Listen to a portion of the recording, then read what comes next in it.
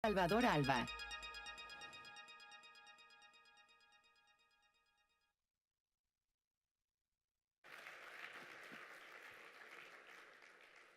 Buenos días, no esperaba esta presentación. Yo siempre les digo que a mí me gusta ser Salvador Alba y es todo porque yo creo que el futuro no lo explica hoy el pasado y lo que tenemos que poner, sobre todo todos nosotros, entender que el mundo que nos va a tocar es un mundo en una disrupción tal que muchos de los fundamentos con los que arraigamos mucho de nuestras organizaciones y empresas va a cambiar a una velocidad y estar abierto a eso es importante. Yo creo que estos momentos donde se generan estos grupos de trabajo y ustedes sobre todo le dedican el tiempo, salirse de la rutina urgente para venir estos elementos, tienen que generar generalmente un debate, porque solo generando el debate podemos generar un mundo mejor. Una de las características que nos está pasando es que estamos tan en lo urgente todos que se nos olvida lo importante. Nadie nos damos cuenta que hoy la velocidad con que suceden las cosas es tal que México se nos quedó prácticamente. ¿Hay avances? Claro que hay avances, pero México está en la media tabla. No hay indicador mundial. Sí, el único es que la economía somos la 12 del mundo, pero los indicadores realmente que tenemos distintos, siempre andamos en el 40, 50, veía los de logística, educación 120, pero eso quiere decir que estamos en la media tabla y que tenemos que romper esa inercia. Desgraciadamente, la solución que estamos dando, en mi perspectiva, es a solucionar problemas con métodos tradicionales, que es más controles, más controles, más controles, más supervisión de supervisión, y les garantizo que va a ser costosísimo y así no se resuelven las cosas. Hoy tienes que buscar medidas disruptivas para esto. Y hoy es coyuntural porque México perdió dos grandes oportunidades en los últimos 70 años. Buenas o malas, tomar decisiones es parte de la vida, pero hace 60, 70 años, cuando se decidía el mercado comunista y el mercado libre, nosotros decidimos un intermedio que es crear una economía cerrada. Hace 24 años nos dimos cuenta del gran error que cometimos porque creamos unas estructuras paternalistas dizque para vigilar y cuidar al ciudadano, y lo que ocasionamos es una fábrica de pobres, porque las brechas sociales se agudizaron. Después de Brasil, prácticamente somos el país que más brechas sociales tenemos, entre el que más tiene y menos tiene, y eso no era sostenible. Y México decidió abrirse brillantemente al comercio. Desgraciadamente nos abrimos solamente a algo que es mercancías, y en todo lo demás prácticamente seguimos cerrados, principalmente en la atracción y la parte migratoria de talento. Pero también hace 20, 25 años abre Internet, o se abre el Internet que nos está cambiando la vida, y México no se subió a la economía digital. La economía digital ofrecía la gran oportunidad de saltarnos educación y trámites de gobierno prácticamente a costo cero. La mayoría de países, si ustedes van a Asia, puedes abrir empresas en 5 minutos, pero no hablo hoy, hace 20 años. La corrupción, si no hubiera toque humano, pues prácticamente no existiría. Es una solución disruptiva, muy barata, pero nadie estamos viendo que las soluciones muchas veces son disruptivas y diferentes. ¿Por qué no las vemos? Porque el mundo, quienes estamos manejando, somos los que fuimos entrenados en el siglo pasado y no sabemos dar soluciones disruptivas. El mundo, quien está generando las soluciones disruptivas, son los jóvenes entre 20 y 30 años de edad. Básicamente vean todas las empresas, los unicornios que se forman de $1 billón, los Facebook, los Google, todos fueron creados por chavos jóvenes. Y esos chavos jóvenes son los que hoy nos ofrecen la oportunidad de transformar la sociedad, y ese talento es el que diferencia las sociedades del conocimiento de las que no lo son. Yo quiero dejar en ustedes una reflexión de mayor altura, que también requiere un debate al México para el próximo año, porque hoy 99% de los mexicanos estamos pensando en seguridad, Estado de Derecho y corrupción como el problema.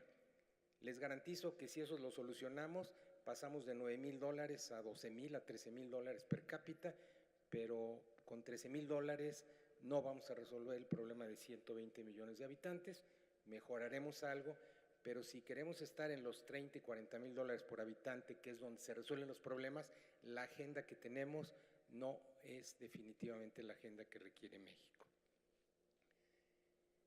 También quiero darles un elemento muy positivo. Bueno, les voy a hablar de dos cosas. A ver, voy a tener que poner mis lentecitos. ¿Cómo transformar a México para entrar a esta economía del conocimiento?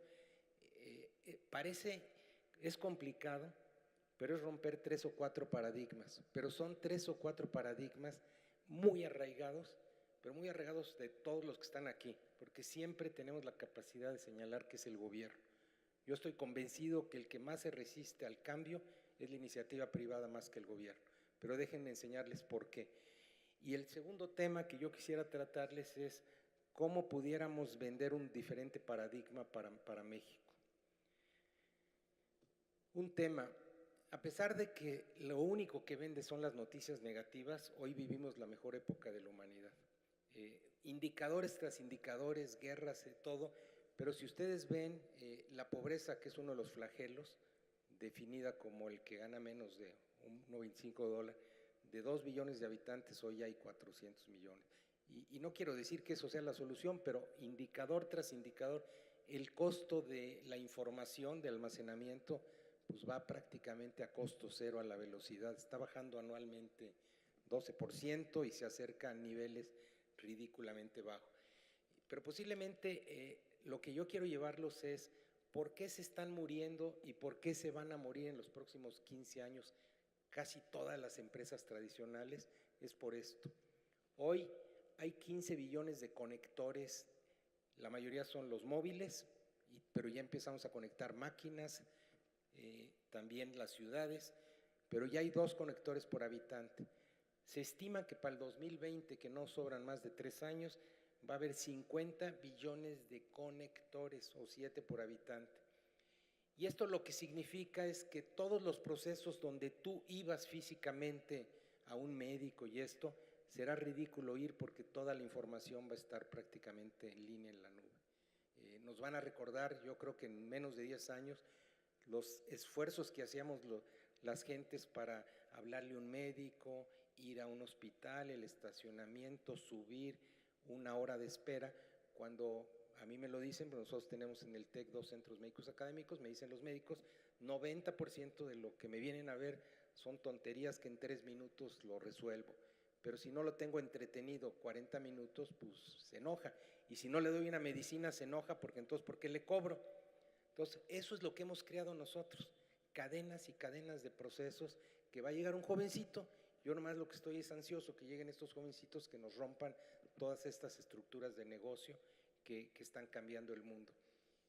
3 asuntos están atrasando la evolución del mundo, o sectores que van muy atrasados. Uno es la educación. La educación mató toda la capacidad crítica porque se basó en la producción industrial, y en la producción industrial los chavos genios son minorías. Estos chavos con IQ adelante son minorías, y desde la infancia padres de familia y todos pues los fuimos quitando porque eran defectos. Lo que hoy está determinando el mundo, que esos defectos son las gemas más valiosas de la humanidad, y son estos chavos brillantes que nos da la naturaleza y que tenemos que cultivar. Y ahorita regreso a este tema. Pero lo que los quiero llevar es que si ustedes traducen estos 50 billones de conectores Wi-Fi, se estima que van a generar 15 trillones de dólares de negocios nuevos. Y ustedes dirán, qué interesante, pero como el mundo no está creciendo arriba del 2%, esos 15 trillones que equivalen pues prácticamente a 13 veces México, 13 veces la economía de México, casi una vez la economía de Estados Unidos, que es de 18 trillones, se van a hacer quitándole negocio a otro. El ser humano, el ciudadano, va a cambiar su dinero para utilizarlo en estos 15 trillones de dólares. Entonces le va a pegar a alguien. ¿Qué va a suceder? Pues todo el mundo, todo ese mundo que conocimos de acumular cosas, de guardar cosas, va a cambiar hacia un mundo compartido. Los primeros efectos de Uber, de Airbnb, estamos en la infancia. No va a haber chavos que tengan activos que no utilicen. Nosotros hoy el signo de que nos fue bien en la vida es tener cuartos que no usamos, coches que no usamos, cosas que no usamos, cosas de campo que no usamos.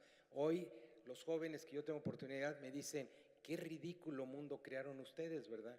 Y además no sostenible por el planeta y que solo permite que 1% de la población del planeta tenga cosas y los demás trabajemos para que ellos tengan cosas.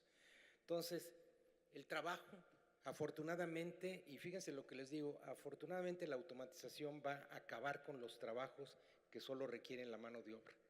Y ahí México tiene un problema. A mí me duele mucho que la mayoría de trabajos en México, el 70% son de 4,000 pesos mensuales, y que le pedimos prácticamente a la gente que se quite el cerebro al entrar al trabajo y lo recoja a la salida, y esos van a ser sustituidos. Y la gente dice, ¿pero de qué van a trabajar? Miren, yo creo que vamos a encontrar formas diferentes, como la agricultura en su momento, pero no es posible que sigamos viendo a la gente por su capacidad manual, por actividades rutinarias que ya el hombre las va a poder sustituir por robótica. ¿Quién es el mayor empleador del mundo? En el mundo tradicional, pues ustedes me dirían, el Departamento de Estados Unidos de la Defensa tiene 3 millones de trabajadores, el Ejército de China, Walmart, McDonald's. Pues quiero decirles que no es así. El que hoy más genera empleos, pero no son empleados, es Apple. Se estima que hay 4 millones de gentes desde su casa, en pijama, haciendo aplicaciones para Apple. Pero Apple no sabe ni los números correctos porque no son empleados, porque Apple, con 114,000 personas en unas solas oficinas en Cupertino, logra controlar el mundo y logra crear un mundo de 4 millones de empleos. Entonces, lo que vamos a ver es la desaparición del empleo como hoy lo conocemos. Ahora, lo que estoy hablando es de procesos que se van a llevar 30, 40, 50 años, pero que en realidad, hoy yo le pregunto a los chavos en el TEC, ¿quién de ustedes quiere poner su empresa? Todos levantan la mano. Pero al final, a los 3 meses, la última graduación que tuvimos, 24% ya a los 3 meses están creando su empresa. Y si ellos pudieran, no quieren trabajar en empresas tradicionales, quieren realmente donde valoricen la creatividad, donde valoricen las formas de hacer cosas diferentes. Y esto también implica que si nosotros no les damos los espacios para transformar en nuestras empresas, desde fuera van a aniquilar muchas de las empresas tradicionales que tenemos. Y como les decía, México no ha capitalizado estas oportunidades. Y la pregunta que nos tenemos que hacer, que nadie se hace, porque yo le pregunto ahorita a 10 de ustedes, ¿cuál es la visión de México? Nadie la responde. Nadie la sabe responder. ¿Cómo puedes construir una nación de 120 millones de habitantes si no tenemos ni 2, 3 ideas centrales que nos unifiquen como sociedad? Todas las sociedades viven de paradigmas, de creencias, y esas creencias las repetimos y las repetimos. Así estamos todos prácticamente los líderes de esta nación. Y miren, si empezamos para poder crear una perspectiva, a clasificar los países, ¿cómo los clasificas? Pues hay países muy básicos, tienen mano muy barata, de obra muy barata, gobiernos centralizados, y hay otros países que ya tienen una mano de obra calificada, gobiernos con apertura al mercado, logística, infraestructura, y tiene estabilidad financiera. Y hay otros países que ya se enfocan mucho en el talento, sus gobiernos son digitales, prácticamente eliminan corrupción, fomentan la investigación y el emprendimiento y se concentran en vivir en poquitas ciudades todos sus habitantes, como Tokio. Tokio es la ciudad más eficiente del planeta, donde viven 40 millones de gentes y no hay tráfico y nadie se le ocurre tener coche porque sería una tontería tener coche que no compartes. Y la gente llega puntual y los trenes llegan puntual. 40 millones de gentes. Quiere decir que si México tuviera 3 Tokios, en 3 ciudades podíamos vivir. Y si viviéramos en 3 ciudades, ¿ustedes creen que tenemos problemas de inseguridad y seríamos muy eficientes en el uso de los impuestos? Pero México fue uno de los países que copió el modelo americano de expandir las ciudades, el modelo más ineficiente, pero siendo eminentemente pobres. Y ahora tenemos que vivir con eso y crecimos las manchas urbanas prácticamente 8 o 10 veces en 20 años y el pagador de impuestos creció 2 veces. Entonces, si ustedes ven la aritmética, pues no hay forma de darle servicio, seguridad, no hay forma, porque en realidad pues crecimos en una forma ridículamente desordenada y hoy queremos resolver el tema de seguridad no hay forma si no volvemos a concentrar y urbanizarnos. Es aritmética, sí es aritmética, pero ustedes díganle a las señoras que deben de vivir en edificios en vertical, en 30 metros cuadrados, y que deben de usar las ciudades y caminarlas, y rompan ese paradigma que durante 40 años traemos emergido. Hay rompimientos de paradigmas muy simples que para otros países es natural, para nosotros nos va a costar mucho trabajo y no es al gobierno, es a la ciudadanía. Entonces, se dividen los países con diferencias en tres tipos de países. Los primeros, el ingreso promedio de sus habitantes anda en $600, $6,000, puede haber un rango dependiendo qué tan eficientes o qué tan ricos. Los países donde México está andan en 6 y hay algunos que llegan a $15,000, y donde ya realmente vemos países de 15 a 30, 40, 60, hasta $100,000, prácticamente son estos países. Y con esto, ¿qué quiero decirles? ¿Dónde está México? México está en $9,000. $9,000 es abajo de la media mundial, que es de $10,300. Y por eso también en esto México pues está en la media tabla. Y mientras estemos en la media tabla, les garantizo que no vamos a poder resolver los temas de movilidad social, de pobreza que hoy tenemos. Si México quiere brincar, tiene que tener otra agenda totalmente diferente, la agenda de los países que están hablando de la economía del conocimiento y que empezaron prácticamente hace 30, 40 años con esta agenda. Vean a México, y pongo del 85, estamos hablando al 2015, son 30 años, y el 94, que fue la firma del Tratado de Libre Comercio, que hoy es un tema vigente para México.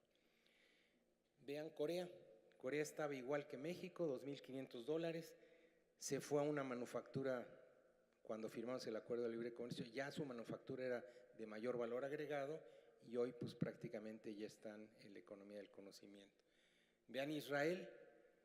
Israel es un territorio que no sirve para nada, es arena, prácticamente con conflictos milenarios, y ese país que representa una tercera parte del estado de Nuevo León, prácticamente ya trae $35,000 promedio por sus habitantes. Es la fábrica de innovación. En realidad, ellos no les interesa solucionar problemas para Israel porque viven muy poquitos habitantes. Entonces, es una fábrica para hacer soluciones de problemas para el mundo. Han atraído talento, tienen 4 universidades en las top 200 del mundo dedicadas a atraer el mejor talento del planeta. Y Canadá, claro, Canadá ya había empezado en $14,000, pero anda en $40,000, y sin lugar a dudas Singapur, que con un territorio que es una tercera parte del Distrito Federal, tiene una economía pues, con 5 millones de habitantes de casi $60,000 por habitante. La pregunta es, estos países siempre han estado ahí. Podemos caminar y verlos, y tienen elementos en común que pasamos y regresamos, y lo único que decimos, está bonito el país, pero no nos damos cuenta que lo que hicieron ellos no lo hicieron a escondidas, lo hicieron abierto, y no nos dimos cuenta de lo que estaba pasando. Seguimos nosotros con nuestro modelo viejo, y seguimos con nuestro modelo viejo. Fíjense, esta es la numerología de ingreso per habitante del 85 contra el 2005 y el delta. Pues al final lo importante es cuánto avanzaste en ese periodo. Y México avanzó $6,000, de $2,000 a $9,000, $6,000. Pero vean los brincotes que tuvieron ellos. Y la pregunta es, ¿habrá forma de que México esté en $30,000, $50,000? Sí hay posibilidades. No es de corto plazo, pero sí hay de posibilidades, porque México tiene una población joven, un bono demográfico joven, que lo podemos aprovechar, pero que en 15 años se va a perder ese bono demográfico si no lo aprovechamos hoy. El otro tema que creo que es relevante, porque hoy estamos con el TLC, cuando arrancamos el TLC, estos eran los números. Estados Unidos tenía un ingreso por habitante de 27,000 y México de 5,600. Estados Unidos en el 2015 subió a $56,000 y México, fíjense, subieron el doble, $28,000. y México subió a $9,000. México subió $3,000 y Estados Unidos $28,000 por habitante le dio a su gente. No es la razón el Tratado de Libre Comercio, es todo lo que hizo la economía de los Estados Unidos. Pero Estados Unidos duplicó su Producto Interno Bruto por habitante y México lo aumentó 58%. Entonces, cuando nos hace sentir el señor Trump de que los ganadores fue México, pues yo les pregunto, díganme dónde están los ganadores. Claro que le estamos haciendo los trabajos de $4,000 al año, ¿verdad? Y nos ha ayudado indiscutiblemente, pero ellos se quedaron con los trabajos de valor agregado y claro, se distorsionaron las economías y los tipos de trabajo y la distribución de la riqueza. Todo esto genera problemas de otro tipo que obviamente pues los aprovechas políticamente para… Y el famoso déficit de $60 billones de México que tiene con Estados Unidos, que se gana con mucho esfuerzo y con mucha sangre, y ustedes lo saben, al final si se corrigiera, que no creo que se vaya a corregir, es el 0.3% de la economía. En el caso de que se solucionara, no se va a notar ni en las agujitas de los Estados Unidos. Entonces, es un tema de discurso y es importante que tengamos nosotros estos discursos para también comentarlos a la gente, porque hoy la desinformación y la noticia falsa es la que predomina en la sociedad. ¿Cómo subir a México a la economía del conocimiento? Fíjense, 3 cositas. Talento, hay que tener el mejor talento, gobiernos digitales que fomenten investigación y emprendimiento. El emprendedor necesita facilidades para abrir sus empresas en 5 minutos, necesitamos impuestos eficientes y necesitamos quitar la corrupción. Se quita con un plumazo. Pongan todos los servicios que no los maneje ninguna secretaría, se manejan desde la presidencia, así lo hicieron los países, y destrabas todos los sistemas y unificas todos los servicios del ciudadano. ¿Para qué tenemos que tener información del ciudadano en cada secretaría? Esto que les digo ahorraría enormidades y además no tienes que agredir al sistema actual. Tú creas 2 sistemas paralelos, el sistema que tenemos actualmente y creas un nuevo sistema y dejas que el ciudadano elija. Y les garantizo que en 3 años ya cambió el país. Y esto también va para la educación. La educación, hoy puedes tener a los mejores profesores en todos lados y debes de dejar los 2 sistemas. No agredas, deja 2 sistemas y que sea el ciudadano el que elija. Son soluciones de kindergarten que están disponibles, pero no las estamos aprovechando. Y la última, México necesita volver a aprender a densificarse. Nosotros en 20 ciudades podríamos tener el 80% de la población. Y ese día sí podemos vigilar 20 ciudades, 2,300 municipios no hay forma de cuidarlos ni de vigilarlos. Pero tenemos que aprender a vivir en convivialidad, necesitamos quitarnos los coches, necesitamos usar una forma diferente y aprender a que las ciudades son autosustentables, tenemos que aprender a pagar impuestos prediales 5 y 6 veces más y que los impuestos federales bajen para que puedan atraer capital. Todos estos países tuvieron impuesto sobre la renta al principio casi de 0.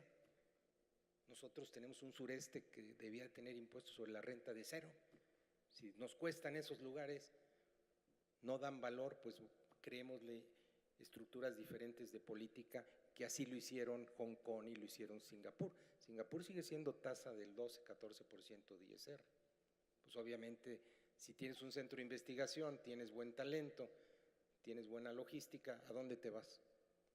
Es decir, la magia son puras cosas muy bobitas, muy sencillas, pero que pareciera que no las estamos viendo. Dejen hablarles rápidamente del tema de talento. Si México por su tamaño no tiene 6 a 8 universidades top 300 del mundo, no las hace. ¿Y por qué? Porque son las universidades de investigación, las que están rankeadas son las universidades de investigación. ¿Por qué son importantes? Porque son las que traen el talento. El talento mejor del mundo, ¿qué está buscando? Pues las mejores universidades del mundo. Ustedes se van a dar cuenta, México no tiene estudiantes extranjeros, muy poquitos, sobre todo no tenemos a qué universidades se vienen. Tenemos que tener una cultura de meritocracia. Todos estos países, llegar a la universidad, solo llegan los mejores. Y toda la familia le mete desde chiquitos a estudiar porque hay una cultura de meritocracia que hace movilidad social. Y entonces todos quieren estar en las mejores universidades y todos quieren tener las mejores universidades, y este movimiento empieza desde que son chiquitos. Y lo ves tú con los coreanos, con los chinos. Hace unos años me decía el de Stanford, el provost de Stanford, me decía, nosotros le ponemos en carreras un límite del 10%, no sé cuánto, de estudiantes extranjeros, porque si no le pusiéramos límites no habría americanos aquí. Los scores de los chinos y de los hindús son perfectos. Pero cuando tienes esa población, hay una universidad que es muy selectiva, que ponía yo en redes sociales, que es el Indian Institute of Technology. Es la universidad más selectiva de la India. Solo acepta el 2% de los alumnos, puros ingenieros. Pero lo interesante es que los que aplican al examen para esta universidad, 2 años estudian de las 4 de la mañana a las 8 de la mañana los chicos, con profesores especiales, para aplicar para el examen. Y solo resuelve. Lo interesante es que los que no son aceptados, su segunda opción son las 10 top de Estados Unidos. Entonces la pregunta es, cuando tú tienes ese nivel de pensamiento en padres de familia, las encuestas de educación aquí en México a padres de familia se sienten satisfechos con la educación de sus hijos. Por eso tampoco hay prioridad en la educación, porque el ciudadano se siente bien con la educación de sus hijos. Y atraer y retener el mejor talento, hay que abrir la política migratoria. Nosotros no hemos podido entrenar a nuestra gente, muy pocos tienen estudios de calidad universitaria. Prácticamente debemos de salir a promover que México al talento, a los doctorados, les pone tapete rojo. A nosotros nos cuesta de 3 a 6 meses un trámite con gobernación para traer un doctorado en el TEC, y más si viene de Siria y estos países, muy difícil. Si le abrimos las puertas a una automotriz y le apoyamos con dinero, este talento debemos de también darle dinero. No le damos ni dinero y le hacemos los trámites. Y van a darse cuenta que la política migratoria de México hacia el talento es más restrictiva de lo que ustedes piensan. Y sin lugar a dudas, si no traes universidades extranjeras, ahorita van a ver cuántas universidades extranjeras han ido a Asia, cuántas han venido a México de investigación, 0.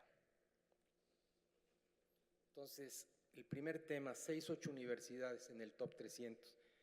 Estados Unidos tiene 60, Reino Unido 38, Alemania. Pero vean, Corea tiene 9,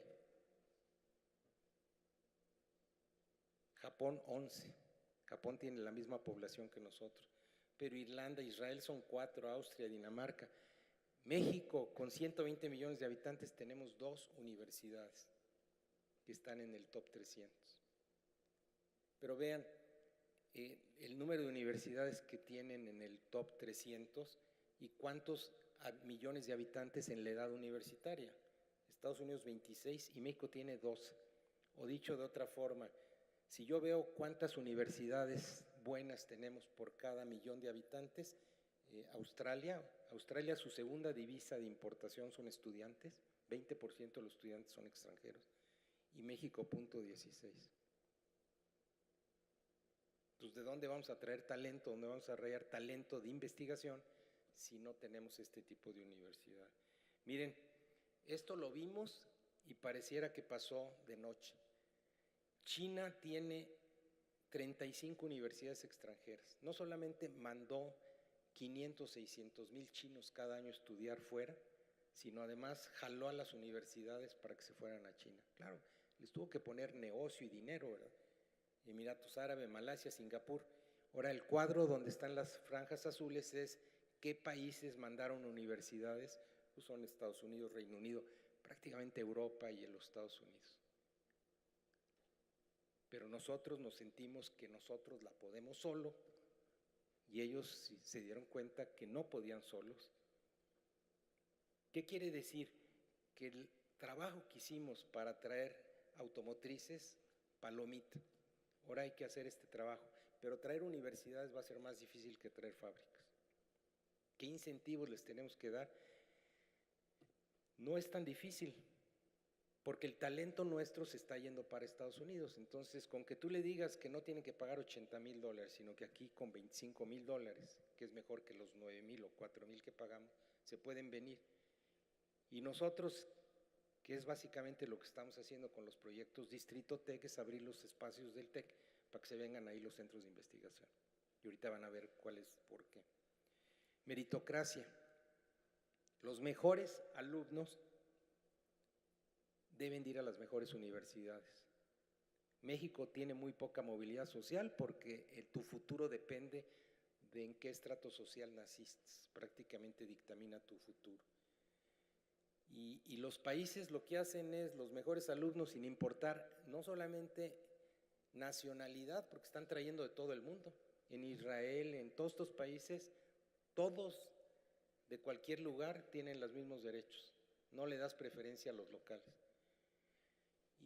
Y el reto de México pues, es descubrir sus mentes más brillantes y potenciarlos con la mejor educación.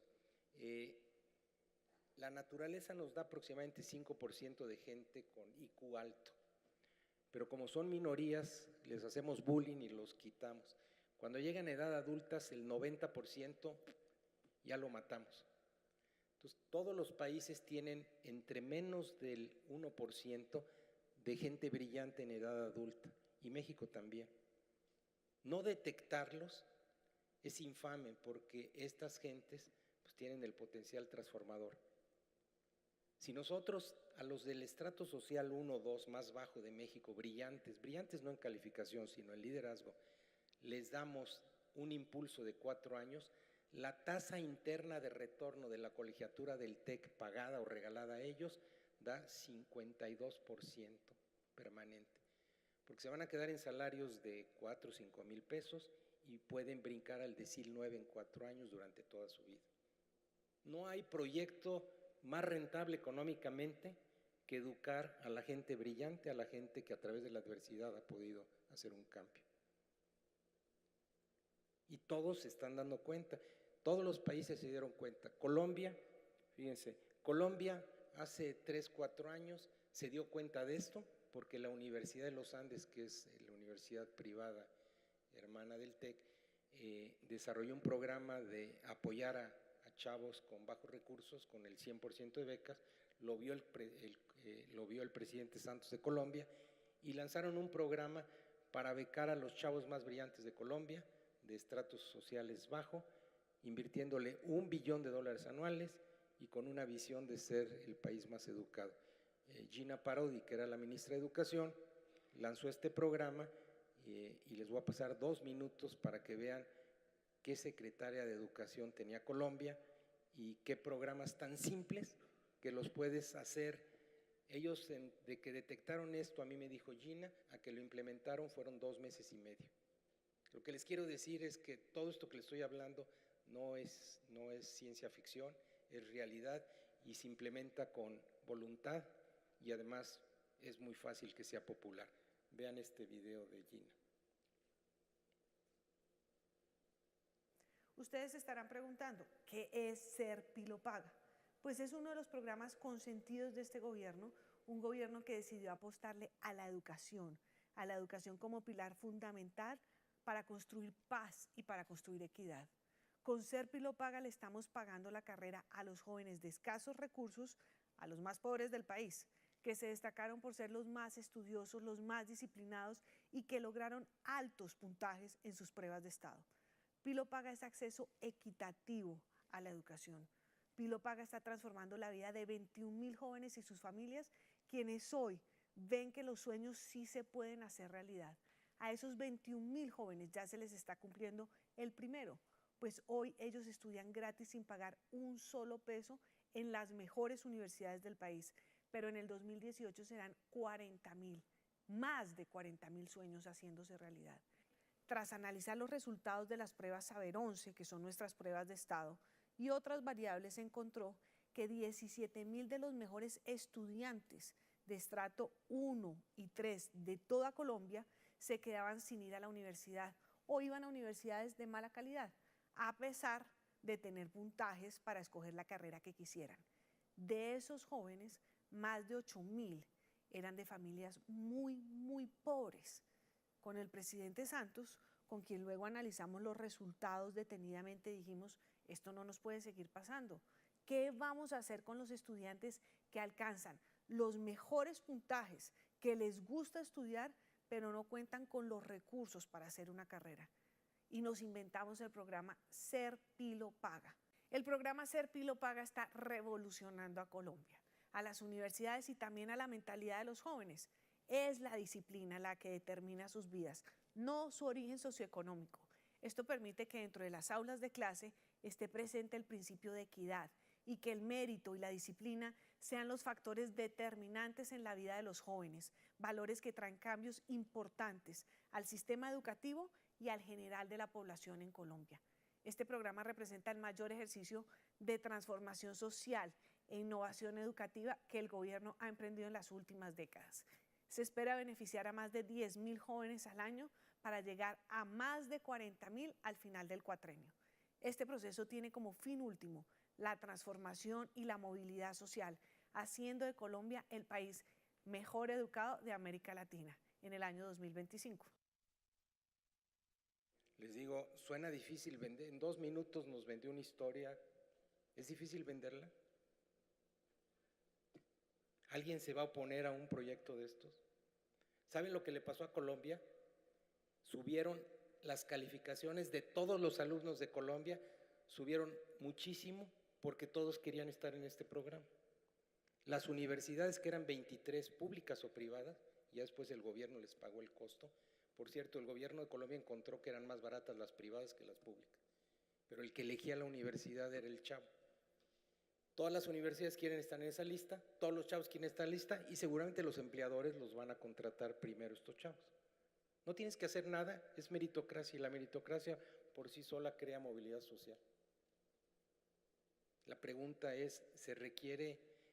Gina me dice, en el peor momento de Colombia, cuando se nos cayó el precio del petróleo, le enseñé esto al presidente Santos y me dijo, ¿cuánto cuesta? Mira, ya que está en forma permanente, $1 billón anual. Ellos habían hecho el cálculo que ellos les daban una tasa interna de retorno del 46, 47. Y entonces dijo, preséntaselo al gabinete. Y entonces ella se los presentó y el presidente Santos les dijo, alguien trae un proyecto que dé más rentabilidad, preséntelo al frente. Pues ese momento se aprobó en media hora. ¿Por qué? Y el dinero tuvo que salir de sustitución de recursos de la sociedad. Pero lo que yo quiero decirles es que hoy el chiquito se mueve más rápido que el grande. Estos países, Singapur, todos estos que les menciono son chicos, se movieron muy rápido. Nosotros tenemos cosas muy buenas, pero somos lentos, nos cuesta mucho trabajo lento, porque tenemos unos paradigmas y no es el gobierno, quiero insistir, es la sociedad y el gobierno responde a los paradigmas de la sociedad. Si yo no veo que hay beneficio estos programas, pues mejor me voy a los programas que realmente la sociedad se siente más cómoda. Y el último tema, atraer y retener al mejor talento, abriendo las fronteras a centros de investigación, universidades y al talento.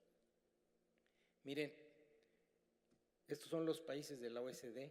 ¿Qué porcentaje de estudiantes internacionales hay en sus universidades? Les decía que Australia el 18%, nosotros el 0.2%. ¿Qué quiere decir?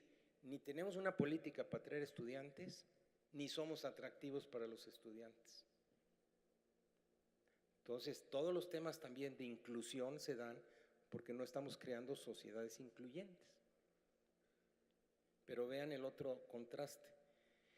México tiene 3.6 millones de gentes estudiando en universidades de todo tipo y solo 35,000 van al año a estudios fuera,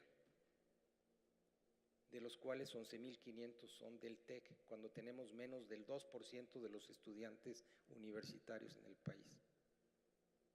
Es decir, el promedio de estudiante, ustedes ven 35,000, ¿saben cuántos chinos hay estudiando cada año estos números?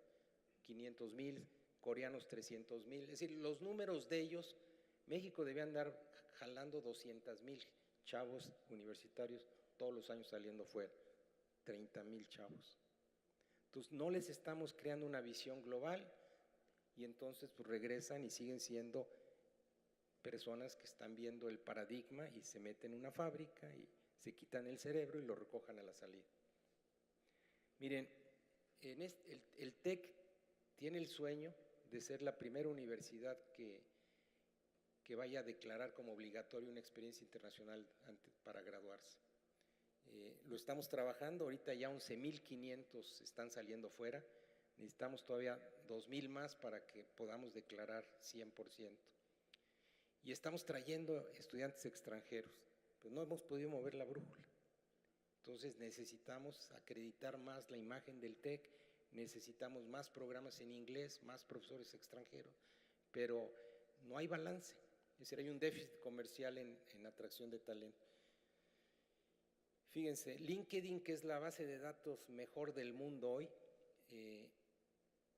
dice, ¿quiénes estudiaron en el TEC y dónde viven? 22% de los que estudiaron en el TEC no viven en México. Es decir, además, nuestro talento está fuera, que no está mal, pero la pregunta es cuánto talento de fuera tenemos y dónde está nuestro déficit. No está en política pública de nadie. Y el déficit de talento es el más importante. Por eso, ciudades deben de cuidar no solamente generar talento, sino crear ciudades muy, pero muy divertidas, porque el talento, lo primero que decide es que esté divertida la ciudad. Nosotros siempre estamos pensando en que haya empleo. Ellos están pensando que sea divertida, después ya empiezan a pensar en el empleo y después que haya facilidades para el emprendimiento. Los factores de toma de decisión de los jóvenes son totalmente distintos de los que nosotros estamos pensando para generar empleo. Gobiernos digitales que fomenten investigación y emprendimiento. Este es el porcentaje de investigación respecto al GDP que gastan los países. México pues no gastamos casi nada, gastamos menos del 1%. Y hay que tener cuidado porque todo el mundo dice, es que el gobierno no invierte. El gobierno no debía de invertir en investigación. ¿Saben los que les digo? La barra roja es iniciativa privada y la barra azul es gobierno. Y donde invierten los gobiernos son muy ineficientes en gastar. Son los centros de investigación privados los que hay que atraer para que México no tenga que gastar dinero en la investigación usando recursos federales. Pero es un paradigma. Aquí el gobierno dice, es que hay que aumentar el presupuesto en investigación y desarrollo. Hay que atraer centros que lo traigan la investigación acá. Es otro paradigma. Miren, en Estados Unidos la investigación la hace la iniciativa privada y la pública. Ahorita ya la privada va al 2% y 1%. Y los gobiernos pues van a tener que bajarle porque la rentabilidad que dan mucha de la investigación es muy diferente pública que privada. Fuimos a Israel, este año el Consejo del TEC, un año preside en una universidad y estuvimos en Israel y fíjense los datos. Estados Unidos gasta 62 billones en investigación en universidades y solo tienen ingreso de propiedad intelectual de 2.6, tasa de 4% rentabilidad. Reino Unido del 1, Japón del 2. Israel gasta muy poquito, 1.200 el gobierno y tiene una rentabilidad del 39%, porque tienen un modelo que es el modelo que debía de aplicar México. Y ahorita les explico. Ellos tienen la universidad y tienen la parte sin fines de lucro, son universidades públicas, pero tienen un grupo dedicado a hacer lucro con toda la propiedad intelectual de los profesores. Al profesor le dicen, mira, tú dedícate a lo que te tienes que dedicar y estos son los que crean las empresas y las incubadoras. Y te mueves de ventanilla y son empresarios buscando hacer negocio con todo lo que se desarrolla y la universidad. Entonces, logras en la misma universidad generar básicamente lucro y no lucro. Dos funciones en una misma visión de una organización. Ahí tienes endowments, fondos de capital, tienes todo el dinero y ese es el modelo que el TEC decidió apostarle. Por otro lado, fíjense ustedes, oímos de Silicon Valley. En Silicon Valley se hace 25% de toda la innovación del planeta o el 70% de la innovación de los Estados Unidos, en un territorio ahí. Y yo les pregunto a ustedes, ¿por qué Silicon Valley es la meca de la innovación? ¿Por qué creen que es la meca de la innovación? Porque es el lugar más incluyente del mundo. Esta gráfica es el punto del centro de Silicon Valley, las bolitas es el tamaño de población de dónde viene y la distancia es a qué distancia Silicon Valley está. Entonces ven bolitas al centro que básicamente son los estados de la Unión Americana que están realmente cerca, pero esa es la población que hay de Silicon Valley. Obviamente las bolitas que se alejan son países ya lejanos, pero básicamente en Silicon Valley, después de la población americana multicultural, la siguiente población más importante es la de México. Es decir, los mexicanos están innovando en Silicon Valley, pero no en México. Y después ven China, ven India, Corea. Los asiáticos, si los sumas, son muy grandes. Pero México es la siguiente población que ayuda a que gracias a eso Estados Unidos sea una cultura de innovación. Pero no es, se puede replicar Silicon Valley, no es fácil, porque necesitas tener multiculturalidad, que es un área que nos falta muchísimo a México todavía. Miren, estos son los nuevos negocios que se crean en Estados Unidos y la gráfica azul son los empleos. Hay una correlación casi del 90%. Es decir, los empleos en los Estados Unidos los determinan cuántos nuevos negocios hay, porque los negocios grandes están bajando empleos para buscar productividad. ¿Qué quiere decir? Si no creamos nuevos empresarios y empresas con mayor valor agregado, no hay crecimiento de bienestar ni crecimiento de empleo. Por lo tanto, los gobiernos, ¿qué tienen que hacer? La vida facilísima a los empresarios, a los nuevos empresarios, y simplemente cero impuestos los 2, 3 primeros años, realmente crear políticas para que se creen empresas, porque hoy nuestras empresas se están creando en promedio de 3 empleos y en los Estados Unidos se crean de 7, 8 empleos cada nueva empresa, y eso si lo multiplicas pues te da los empleos que se están generando. Si tú no creas redes de universidades que atraigan talentos, marcas de prestigio, que atraigan capital, empresas, formación de capital humano, vean ustedes al final cómo se configura el mundo. ¿Ustedes creen que Silicon Valley se hubiera dado sin Stanford? No se explica. O si hubiera el ecosistema de Boston sin MIT o Harvard.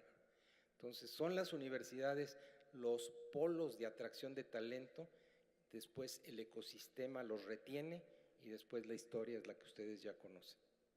Vamos a ver el tema urbano, que ese sí cuesta muchísimo trabajo, porque la gente no quiere vivir en edificios, piensa que ya no hay que construir edificios, que no hay que dar permisos, El mundo se está volviendo más urbano, nosotros lo queramos aceptar o no aceptar. China lo entendió hace 20 años y China necesitaba traer a 600 millones de chinos a la edad al consumo. No podía crear ciudades de 1 millón de habitantes, ¿verdad? Esta es una ciudad que tenía 30,000 habitantes en el 80, Shenzhen, y miren cómo está en 80, 18 millones de habitantes, pero con 18 no lo resuelve. China se tuvo que echar 20 ciudades de 10 millones de habitantes. ¿Las podía hacer así, tipo Infonavit como nosotros? Pues no. Es decir, realmente encontró que tenían que aprender a vivir en 30 metros cuadrados, con parques compartiendo, etcétera, etcétera. Cosas de primaria que las veíamos y nosotros seguíamos con nuestro enfoque Infonavit y después dejándole prácticamente la solución de los problemas a alguien tercero llamado gobierno, al que ahora señalamos como el culpable de no darle seguridad a la gente con los 200 pesos de predial que pagan anualmente, ¿verdad? Pero bueno, la urbanización se está dando, se estima más o menos que para el 2050 ya el 70% de la población va a vivir en ciudades.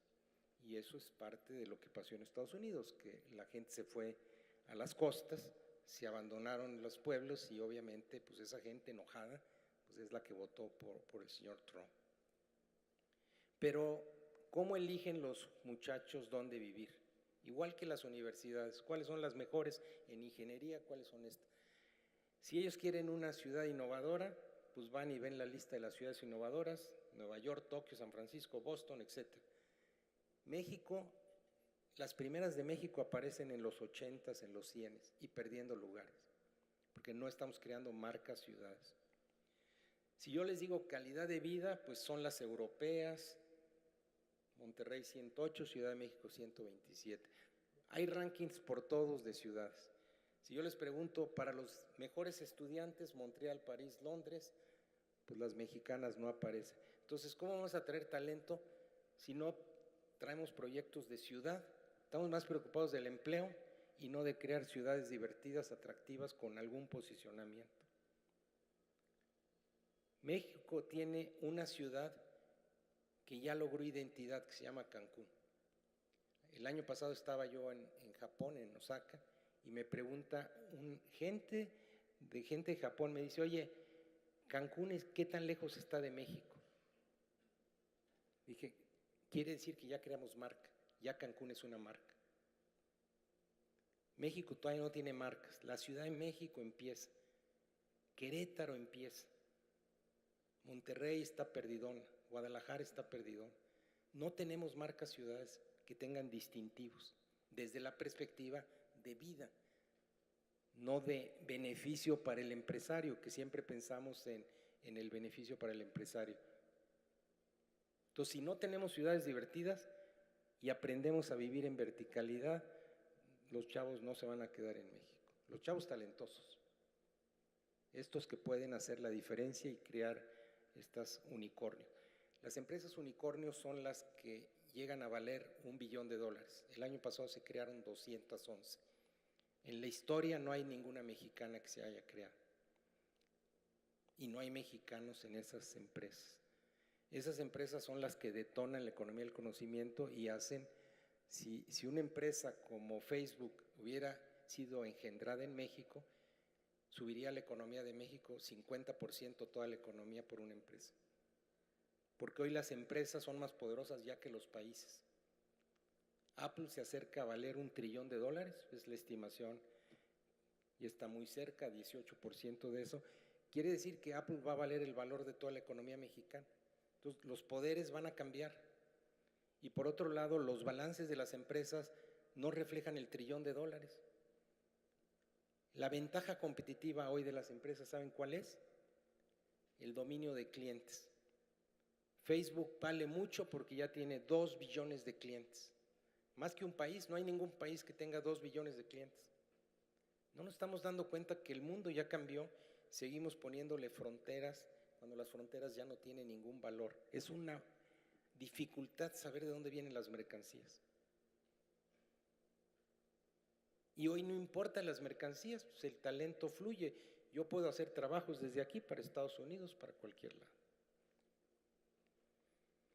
Estamos jugando a un juego global de atracción de capitales, talento, proyectos, ideas, turismo. Fíjense, ¿qué pasaría si la mayor parte del talento que viene a México y al mundo a estudiar al TEC, encontrar espacios para desarrollarse y se quedara en lo que le llamamos Distrito TEC, lo que sucede alrededor de las universidades? ¿Qué pasaría si pudiéramos proveerles de oportunidades y detonar lugares creativos, seguros y divertidos para vivir? Esta idea fue lo que hace 3, 4 años dijimos, oye, cambiemos Monterrey, cambiemos el TEC de Monterrey. En lugar de pensar que somos una universidad, que somos un clúster de innovación para detonar. Y esto que estamos haciendo en los grandes campos, también hay un proyecto aquí en León para iniciarlo.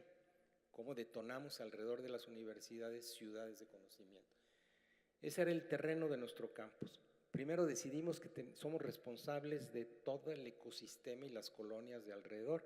Entonces tomamos prácticamente para restaurar y cambiar las densidades en todo el territorio. Y lo que les decía, ¿qué sería Silicon Valley o MIT? Pero nosotros nos dimos cuenta que hacíamos la vida, teníamos 50 hectáreas y hacíamos la vida estudiantil en 17 hectáreas y luego teníamos un estadio de 50,000 alumnos donde jugaban los Rayados que ocupaba otras 17 hectáreas y los terrenos, nos bloqueaba todos los terrenos de al lado. Entonces dijimos, oye, sí tenemos terreno para traer centros de investigación, sí lo podemos hacer y entonces decidimos crear un plan maestro un plan maestro con urbanistas de Boston, y todos los edificios rojos que ven ahí son edificios que no existen, son edificios nuevos.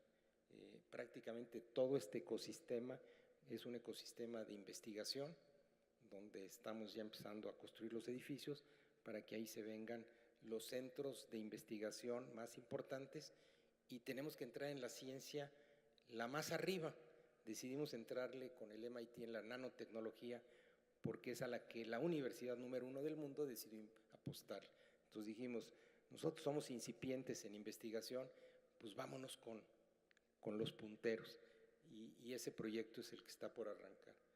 Ese es el edificio de nanotecnología que estamos en proceso de construcción, con conservación de energía y locura y media, y espero que algún día y Cisco, Microsoft, las grandes compañías, no call centers, sino haciendo sus centros de investigación y teniendo ingenieros de $25,000 para que no se lleven los de $80,000 a los Estados Unidos. Y entonces empiezas a ver un campus, estamos cambiando el campus, las calles, metiendo los servicios subterráneos, abriendo las bardas, para que en realidad sean campos donde lleguen los chavos y realmente encuentren lugares divertidos para vivir. Y eso es fundamentalmente el cambio más importante del TEC. El TEC decidió ser una universidad selectiva y por lo tanto lo que nos vamos a apostarles a buscar al mejor talento sin importar nivel socioeconómico. Y por eso estamos buscando en la sociedad becas para que nos apoye a los chavos de menores ingresos que tienen un gran talento. Entonces, eso detona muy bien por el TEC, muy mal por México, porque estamos siendo la única universidad privada que decidimos ser selectiva. Y nos hubiera encantado que hubiera 10 universidades selectivas. Entonces, ¿qué pasó? Cuando decidimos ir al cambio, pues fue relativamente fácil, y hoy estamos en niveles de rechazo del 25% de alumnos. Y de los chavos que no tienen recursos, pues nos aplican 10,000 y solo podemos dar dinero para 200 becas. Entonces, vamos en esa dirección, pero en realidad es cambiar ciudad, ser los motores para que los ambientes de las ciudades cambien. Objetivo totalmente distinto de pensar, soy una escuela que doy formación educativa. Y para mover a México una economía necesitamos enfocarnos, como les decía, en el mejor talento, gobiernos digitales y concentración urbana. La pregunta, ¿es difícil vender esta visión? Suena que te la sacaste de la manga, Salvador. ¿De dónde sacaste? Es pura lógica de observación. ¿Está esto en la agenda de algún gobernante? ¿Está en la agenda de los empresarios? Ustedes sí lo tienen. Yo ayer tuve la oportunidad de estar en el evento. Sí, en León tienen algo valiosísimo. Sí están hablando de la economía del conocimiento. Y esto antes de que yo hablara. Y ese chip, el que lo tengan en la cabeza, es un valor enorme, porque la mayoría de gente no lo tiene ni en las posibilidades ni en los sueños de sus estados. Les decía que iba a hablar de dos temas: cómo transformar a México y un nuevo paradigma para el desarrollo de México. ¿Cómo esto lo traduces a algo que sea manejable? Y al final tienes que cambiar un paradigma. El paradigma más difícil para cambiar para todos nosotros es uno que definimos. Nosotros por todo lado hablamos de que tenemos mano de obra buena, calificada y barata. Y mientras nosotros no empecemos a ver a las personas por su mente y no por sus manos, en el momento que no valoricemos a la gente por su capacidad y por su creatividad, los salarios van a ser salarios de mano de obra barata. Y tenemos que empezar a que los salarios se dupliquen y tripliquen y que la gente encuentre formas eficientes de poder ganarse esos salarios. ¿Cómo construyes una marca México? Es difícil porque una marca la construyes, te anclas en tus fortalezas. Y si nuestras fortalezas están en media tabla, ¿en dónde nos anclamos? Y fíjense, México tiene una cosa maravillosa, tiene un bono demográfico joven, tiene una actitud muy proactiva, y México es un lugar donde hacemos que las cosas sucedan. Lo que sucedió en los últimos 24 años que nos abrimos, realmente demuestra que a pesar de la adversidad y de las dificultades, sucedieron las cosas. Con alambritos, no alambritos, con dificultades. Y eso lo aprecian en todo el mundo. Entonces México tiene energía, tiene pasión. Entonces hay que anclar una visión de México en una visión de que aquí, teniendo claro el rumbo, hacemos que las cosas suceden porque somos un país con pasión, que creemos en esto. Pero no solo con pasión se logran las cosas, tienes que tener sustento. 4 cosas. Necesitamos apostarle al talento pujante, comprometido y capaz, un vibrante espíritu emprendedor, un gran lugar para vivir seguro y lleno de oportunidades y un ecosistema amigable para las empresas. Y reconocer que estamos en media tabla, no estamos en verde en el primero, en el segundo tampoco estamos en verde, en el tercero tampoco estamos en verde y no tenemos gobiernos amigables para el emprendimiento, todavía estamos en rojo. Pero es muy diferente hablar de los problemas, hablar de una visión, de un sí se puede, de un yo creo, y entonces manos a la obra nos ponemos a tratar. Y sin lugar a dudas, lo decía Luis, México está en una situación privilegiada geográficamente, y nos lo decían los de Singapur. Ojalá nosotros hubiéramos construido Singapur con un territorio pegado al mercado más grande del mundo y con 2 salidas a los 2 océanos. Y eso al final sí habla de que si no tienes los básicos, que es una infraestructura logística, no operas. Pero no es suficiente la infraestructura logística, necesitas atraer talento y necesitas ciudades divertidas para que quieran venir a vivir. Pero estamos hablando de 4 o 5 cosas. No estamos hablando de que la lista de 80 prioridades, estamos hablando de que 4 cosas de orden superior y cada una de estas debe tener 3 o 4 estrategias, pero debemos de que la gente entienda claramente que cambiar a México sí es posible, pero tenemos que cambiar el chip y darle oportunidad a los jóvenes, porque ellos a mí me dicen, pues no puedo entrar porque el mundo de México son oligopolios, son puros dificultades para entrar. Y entonces muchos dicen, bueno, pero al final eso se arregla porque la vida pues va pasando. Pero ¿qué quiere decir? Que si no les abrimos los espacios, se van a abrir, pero se van a abrir dentro de 10, 20, 30 años a México. Entonces mi intención de esta plática es generarles incomodidad. No que salgan y digan qué buena plática, que digan, híjoles, nos pegó porque nos hizo una reflexión importante, y si esa reflexión importante ustedes la empiezan a tomar como parte del ADN de ustedes y empezamos nosotros a mover un movimiento, sea en un estado, sea en donde trabajamos, creo que este país tiene posibilidades de cambiar. Pero los demás no están parados. Vieron Colombia, qué maravilloso programa. Chile está haciendo programas también para incubar empresas, les da $25,000 a los jóvenes para que se vayan a vivir y les apuestan $25,000 por su emprendimiento. Y cada uno está intentando cómo jugarle a la guerra del talento y eso es lo que determina. Muchísimas gracias, ya creo que ya me pasé el tiempo.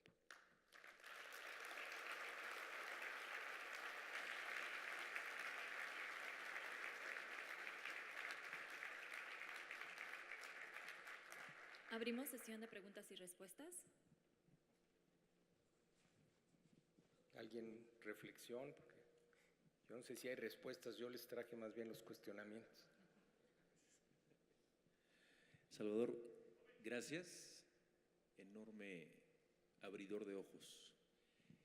Fíjate que este año hicimos una convocatoria para un estudio que de hecho presentamos el día de ayer, donde invitamos a la academia. En el modelo incluíamos educación privada y pública. Y pues también un abridor de ojos triste es que cuando convocamos a los públicos nadie se subió. Fue triste invitar organizaciones estatales al sistema tecnológico y nadie quiso entrarle porque la agenda de la gente era una agenda ocupada. Cuando invitamos al TEC, y ahí te lo quiero agradecer porque aquí inclusive hay 2 o 3 directivos de ustedes que participaron con una visión y un dinamismo enorme, se subieron y hasta tuvimos que pedirles que no fueran tantos. O sea, le dijimos, no, espérate, necesitamos a un directivo del TEC que represente el sistema. Entonces, te hago esta referencia porque cuando presentas la información, la realidad es que yo no veo a nivel nacional, en todo el recorrido que hago a veces con universidad y en estados, a ningún sistema académico que esté haciendo esto. absolutamente nadie tiene ese diálogo y la verdad es que eso yo los felicito. Y la pregunta para ti, porque entiendo que hay que saber hacer las preguntas correctas y la he pensado durante la última hora que has platicado, es ¿cómo con el modelo que presentas contagias a un país? ¿Cómo en tu opinión contagio a un gobierno que necesita escuchar o a un sistema académico que hoy aquí hay un montón de profesores de otro tipo de academias? ¿Cómo los contagias? Sí, mira, no es fácil porque yo les decía, esto no es un tema de gobierno. Yo he estado voy a quitarme los nombres de potenciales candidatos a la presidencia. Y cuando hablo de esto, terminan diciéndome, tienes toda la razón y nos da una pena que no lo tengamos ni en la agenda nuestra. Si ustedes se ponen en cualquier foro, la agenda de discusión es corrupción, Estado de Derecho y seguridad. Y pareciera que esa es la visión de un México mejor. Todos los líderes, empresa privada y todo. Y cuando empiezas a hablar estos temas les cae el 20.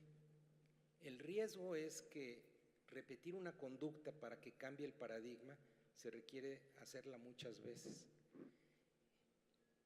Tú decías que universidades privadas y públicas. El TEC es una universidad pública financiada por el sector privado, que es diferente. Y entonces nuestro discurso es que en realidad somos públicos, somos sin fines de lucro. Y desde hace años decidimos, desde que estaba el anterior rector del UNAM, empezar a hacer alianzas para que no confrontarnos.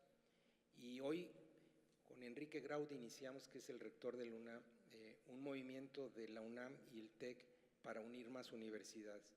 El año pasado en el Congreso de Innovación Educativa del TEC reunimos él y yo a los 10 rectores de las universidades más grandes de México y trajimos a Michael Kraut, que es el rector de la Universidad de Arizona, que es pública, la universidad más innovadora y él muy innovador. Y nos enseñó lo que están haciendo y lo que pueden hacer sin recursos del gobierno. Y los rectores de las universidades públicas y privadas también hablaron de sus problemas y de por qué no, pero todo era por qué no. Y a mí me dice Michael Kraut al final, tienen que traer universidades extranjeras lo más rápido posible para crear competitividad internacional. Dice, si tus universidades públicas no se mueven y entran a este juego, y las privadas, no es que las privadas sean malas, están en la parte formativa, que también está bien, pero si ustedes no traen un sistema de universidades que estén atrayendo talentos investigadores, no la van a hacer, y háganlo como lo hicieron los asiáticos. Además, él dice, nosotros ya estamos trabajando con ellos, con Berkeley, con todas las universidades, traigamos centros como el de MIT que estamos haciendo, háganlo. Y en ese momento atraen alumnos y empiezan a generar un ecosistema más competitivo. Sí se puede, pero tenemos que tener el chip, el chip más gente. Yo estoy a punto de escribir un libro en coedición con José Antonio Fernández, que es el presidente del Consejo del TEC, sobre una visión, mucho de esto trasladó una visión, y yo creo que en 2-3 meses estará publicado, y por eso muchos de los videos y editoriales que estoy escribiendo son sobre este tema, porque sí es preocupante que no traigamos un discurso diferente en México.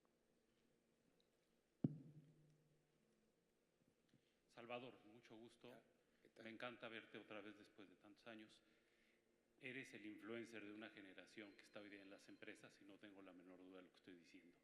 En 1994 llevaste adelante un movimiento cuando entonces presidías Gamesa para cambiar completamente la forma de entender la apropiación de mano de obra a mente de obra. ¿Te acuerdas esa revolución que empezó en la planta del Tepeyac?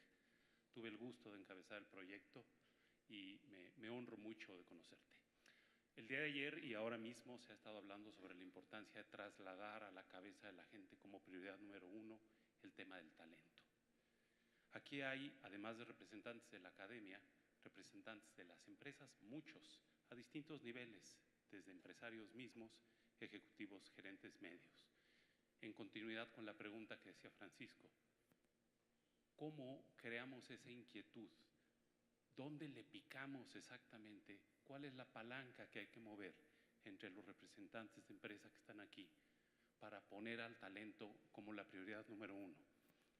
La encuesta que se mostró el día de ayer penosamente mostraba que la prioridad del talento es la última prioridad. ¿Qué opinas tú desde la tribuna que tienes, habiendo sido Salió la prioridad número 1, ¿eh? la última? Bueno, en una encuesta que se mostró el día de ayer, En el ejercicio que ayer en la noche hicieron, que es una y que hoy todavía se hizo una sobreselección, salió eso y salió gobierno digital para ayudar en toda la tramitología.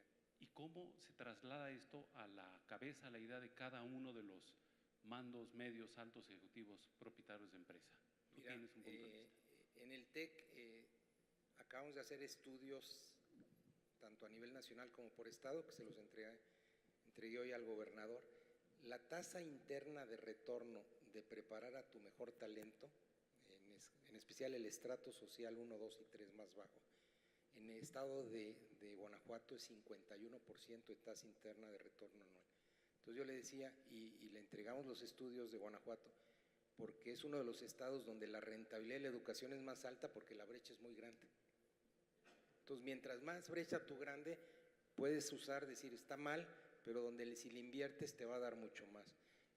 Yo creo que es simplemente creencia, y con que llegue un líder a dirigir el México y lanzar un programa como el de Colombia, que lo puede hacer 2 meses, 3 meses, ¿qué requieres para decir los mejores alumnos a las mejores universidades? Yo creo que se van a dar los movimientos, pero yo creo que localmente lo que tenemos que empezar a hacer es a nuestras matrices de las empresas internacionales o los contactos, vendámosle que no piensen en México nomás como que tenemos buena mano de obra calificada, que ya es el momento de traer centros de investigación. Se está haciendo, pero tenemos que salir todos a vender esa, y cuando empecemos a ver las marcas de los centros de investigación instalados aquí en León, en el Bajío, sin lugar a dudas, el Bajío va a ser el motor del crecimiento de México. Y me refiero que también Guanajuato, Querétaro, toda esta zona ya tiene que empezar a trabajar en el clúster, porque aquí mi predicción es que el 70% de la economía mexicana se va a dar en 15, 20 años aquí. Y lo ves muy natural, ¿por qué? Porque tienen lugares muy divertidos. Yo creo que le tienen que trabajar más a la parte cómo crear lugares divertidos, porque lo que está haciendo Querétaro, que está ganando en las ciudades acá, pues es que la ciudad se está volviendo divertida más rápido que otras, y me parece que Guanajuato, con San Miguel Allende, con las que tiene, le tienes que meter no solo al talento, sino también al tema de ciudades. Entonces yo creo que al final juega con buen talento, atrae centros de investigación y universidades de investigación, y ten ciudades divertidas, y hagan un gobierno, demuestren que ustedes pueden sacar un permiso de construcción en 2 días o abrir una empresa en 30 minutos. Eso lo puede hacer un gobernador. Háganlo con ellos. Y entonces, cuando la gente se empieza a dar cuenta de eso, pues van a empezar a tener el diferenciador. Vente a Guanajuato, porque aquí los trámites son fáciles. Es decir, la verdad es no estoy hablando más de 4 cositas, pero yo creo que tienen que empujar la agenda, y sin lugar a dudas, ustedes tienen aquí un proyecto alrededor del TEC. Mario, ¿dónde está Mario? No sé si está Mario aquí. Por aquí está. Un proyecto de un distrito que no sé si ya lo destapaste, Mario. ¿Ya lo destapaste? No. No. Pero el que nos hizo el proyecto del distrito TEC, que es Asaki, un despacho de urbanistas de lo mejor del mundo en Boston, está haciendo el proyecto para aquí también, para León. Entonces, Oye, Salvador, sí. pues sí te agradezco, acá estamos de este lado, lo que pasa es que te tienen con muchos reflectores, pero muchas gracias, eso te lo tenemos reservado ahorita para la mediodía, Okay. porque ha sido un gran y fuerte promotor, ya se habló con el municipio, y también ya estuvieron el grupo y el municipio estuvieron también en Monterrey, y quedaron muy gratamente entusiasmados de lo que estás haciendo allá. Entonces, gracias a ese ejemplo y ese apoyo, porque lo que sí necesitamos es gente convencida en lo que es la parte del conocimiento, que son las inversiones más difíciles de atraer. Así es. Pero, ¿qué me refiero? Ustedes ya traen, yo sí creo que esta zona del país tiene todo para hacerlo muy rápido. Si logramos convencer a los gobiernos federales, va a ser maravilloso. Pero también empiecen a cobrar prediales caros para que le digan a la federación, yo ya no necesito dinero, tu dinero. Hoy no es sostenible el país si no es con dineros federales. Los dineros federales tienen que bajar, que son los impuestos sobre la renta, pero los municipios tienen que aprender a ser autosustentables y en todo el mundo los prediales son entre el 1 y el 2% del valor de la propiedad. Nosotros, calcúlenlos. Es otro tema, es otro paradigma que hay que romper también localmente. Y entonces tiene ciudades muy padres para vivir, muy divertidas. Gracias. Yo creo que ya. Don Salvador, muchísimas gracias por sacudirnos como sociedad. Yo quiero compartirle que el gobierno de Guanajuato está muy comprometido con las experiencias de los estudiantes, de los jóvenes en el extranjero, y nuestro gobernador inició apoyando a 600 jóvenes y vamos a terminar el sexenio con más de 10,000. Gracias por eso, don Salvador. No, gracias. Yo hoy en la mañana me dejó muy impresionado, muy positivo el gobernador de ustedes, porque sí creen el talento. La brecha de ustedes era enorme, pero la han cerrado, les queda mucho, pero la verdad hace cuenta, trae los ingredientes. Yo lo escuché sin que hubiéramos hablado y trae los ingredientes correctos. ¿Qué quiere decir? Si lo trae es porque seguramente es parte de lo que la sociedad también comulga con él. Pues creo que… Muy buenas tardes, mi nombre es Jesús Frausto. Primeramente, felicitarlo por su ponencia. Y bueno, nada más comentar de manera breve. Hace 3 años aproximadamente estuve en un programa ahí del TEC, C-Líder se llamaba. Posteriormente ya tuve la oportunidad de estudiar ahí la licenciatura. Y desde aquel entonces escuchábamos mucho las palabras paradigma, se nos comparaba con países como pues Singapur, que otra vez es el caso.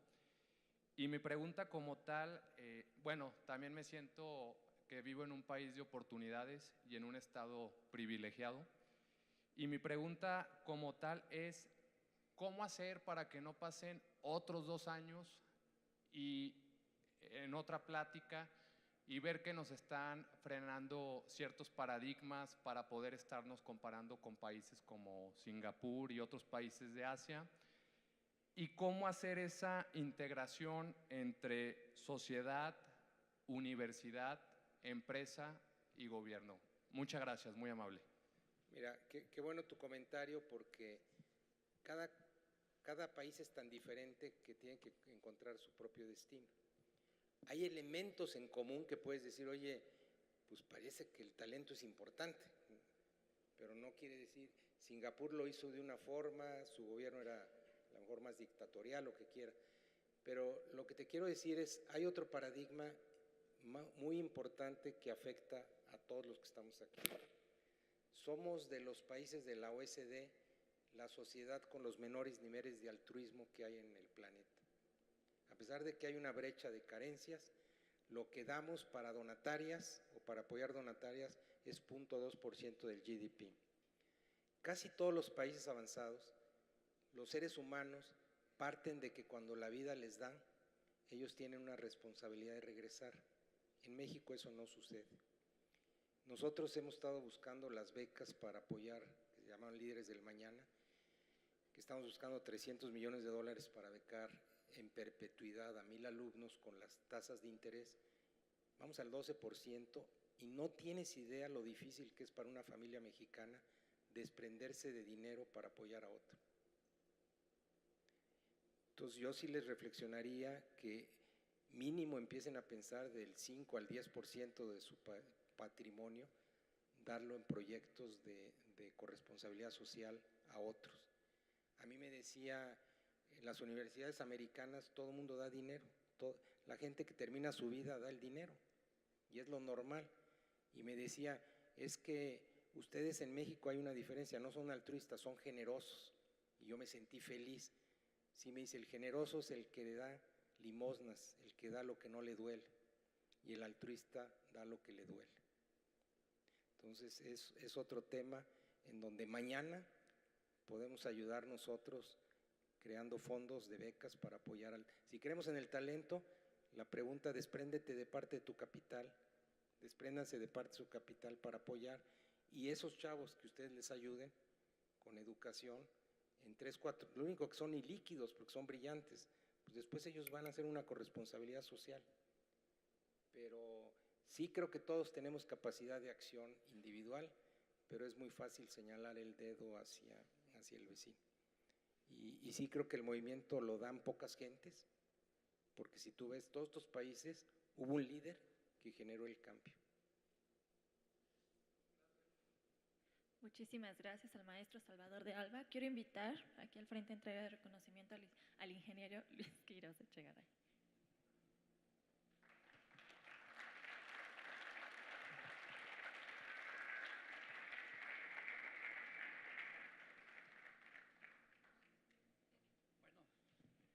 Bueno, yo creo que la verdad, pues nos movieron la conciencia, yo creo que nos pusieron un cohete en la cola. Es una huella que deja a mí, por lo menos me pegó muy duro. Felicidades. Pues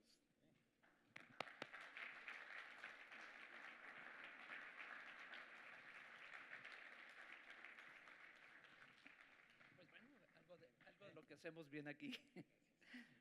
Gracias. Muchas gracias. Felicidades.